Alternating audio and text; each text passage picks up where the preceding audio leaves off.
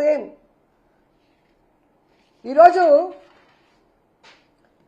CM అయిన 3 నెలల్లోనే 1,30,000 మందికి మెరిట్లో ఉద్యోగాలు, ప్రభుత్వ ఉద్యోగాలు ఇచ్చిన గొప్ప నాయకుడు జగన్మోహన్ రెడ్డి గారు.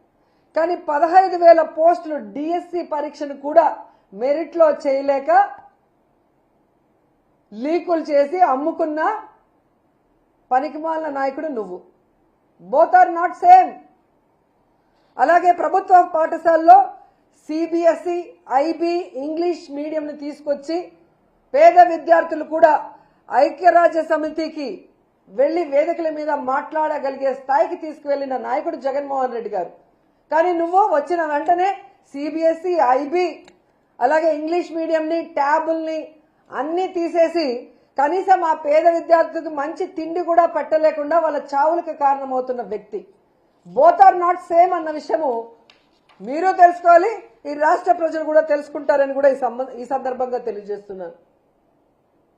అండ్ ఫైనల్ గా ఈరోజు మహానాడు చివరి రోజు. మనందరికీ తెలుసు ఒక అక్క ఉంది, అనితక్క, హోమ్ మినిస్టర్. ఆమె హోమ్ మినిస్టర్గా తన బాధ్యత కన్నా నాటకాలు వేయటం, డాన్సులు వేయటం, పాటలు పట్టడం, అని అరవటం, గన్మెన్లు లేకుండా ఎలా తిరగటం, ఇవన్నీ మనం చూస్తున్నాం. అవి కాదు చేయాల్సింది. మళ్ళీ మీరు చేయలేదా అని నా గురించి మాట్లాడటం. నేను టూరిస్ట్ మినిస్టర్, కల్చరల్ మినిస్టర్గా ఉన్నాను కాబట్టి నా మినిస్ట్రీకి అవి కరెక్ట్ కాబట్టి మేము చేస్తాం. మీరు హోంమంత్రి అంటే మహిళకి రక్షణ కల్పించాలి. ఈరోజు సుగాలి ప్రీతి మీరు చంద్రబాబు నాయుడు అధికారంలో ఉన్నప్పుడు చనిపోతే పట్టించుకోలేదు. ఆవిడ పేరు చెప్పుకొని అధికారంలోకి వచ్చిన మీరు, పవన్ కళ్యాణ్, చంద్రబాబు నాయుడు ఈరోజు ఆ తల్లికి ఎందుకు న్యాయం చేయలేకపోతున్నారు? హోంమంత్రిగా మీ బాధ్యత కాదా?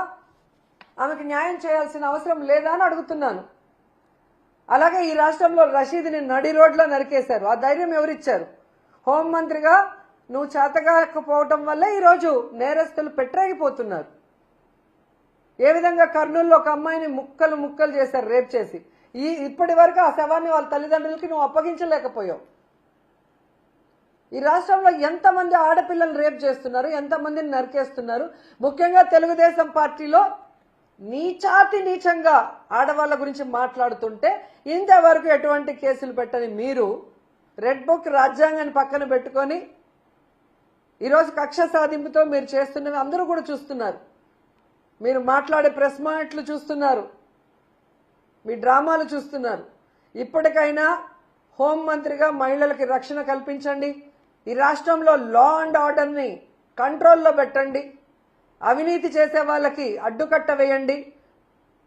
డ్రగ్స్ ముఖ్యంగా వైజాగ్లో, కుప్పంలో విచ్చలవిడిగా ఉందంటే మీరు చంద్రబాబు నాయుడు సిగ్గుపడాలి.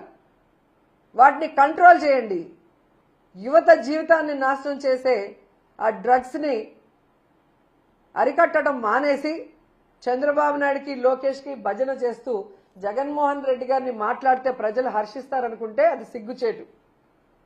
సో ఆ విషయాన్ని తెలుసుకొని ఈరోజు మహిళా శక్తి అని పేరు పెడితే సరిపోదు. చంద్రబాబు నాయుడు గారు, లోకేష్ గారు, మనం మహిళలకి, మాన ప్రాణాలకి రక్షణ కల్పించాలి. వాళ్ళకి ఇచ్చిన సూపర్ 6ని మనం నెరవేర్చాలి. అలాగే మహిళా బిల్లు కేంద్రంలో మళ్ళీ పెట్టినప్పుడు మన పార్టీ దానికి మద్దతు తెలియజేయాలి. ఆ తీర్మానం ఈరోజు మనం మహానాడులో చేయాలి. లేదంటే కేంద్ర ప్రభుత్వానికి మద్దతు ఉపసంహరించుకుంటామని చెప్పాలి అని చెప్పండి. అప్పుడు మిమ్మల్ని అందరూ గౌరవిస్తారు. కానీ అడ్డదిడ్డమైన మాటలు మాట్లాడితే ఎవరు కూడా గౌరవించే ప్రసక్తే ఉండదని మరోసారి తెలియజేసుకుంటూ, ఈ 3 రోజుల మహానాడు చూస్తే ప్రజలకే కాదు తెలుగుదేశం పార్టీ కార్యకర్తలు, డ్వాక్రా మహిళలు కూడా విసిగిపోయారు అన్న విషయం మనం అందరికీ తెలుస్తుంది. కాబట్టి ఇంకా బోగస్ మాటలతో, ఇంకా తప్పుడు మాటలతో, ఇంకా జగన్మోహన్ రెడ్డి గారి మీద నిందలు వేసుకుంటూ మాట్లాడుతూ ఉంటే మీరు ఖచ్చితంగా జనాల చేతిలో దెబ్బలు తింటారు.